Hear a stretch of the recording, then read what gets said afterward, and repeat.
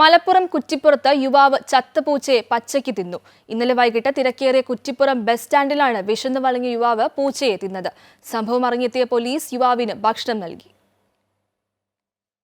ഇന്നലെ വൈകിട്ടാണ് കുറ്റിപ്പുറം ബസ് സ്റ്റാൻഡിൽ യാത്രക്കാരെ ഞെട്ടിച്ച സംഭവം നടന്നത്. നല്ല രീതിയിൽ വസ്ത്രധാരണം ചെയ്ത ഒരു യുവാവ് സമീപത്തെ മതിലിലിരുന്ന് പൂച്ചയെ ഭക്ഷിക്കുകയായിരുന്നു. ദുർഗന്ധം വന്നതിനെ തുടർന്ന് സമീപത്തെ വ്യാപാരികൾ പരിശോധിച്ചപ്പോഴാണ് ചത്ത പൂച്ചയെ ഭക്ഷിക്കുന്നത് കണ്ടത്. യുവാവിന്റെ കൈവശമുണ്ടായിരുന്ന പ്ലാസ്റ്റിക് കവറിലാണ് ചത്തഴുകിയ പൂച്ചയെ കൊണ്ടുവന്നത്.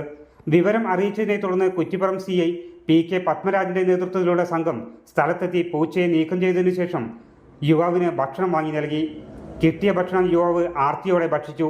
4 ദിവസമായി ഭക്ഷണം കഴിച്ചില്ലെന്നാണ് ആസം സ്വദേശിയായ യുവാവ് പോലീസിനോട് പറഞ്ഞത്.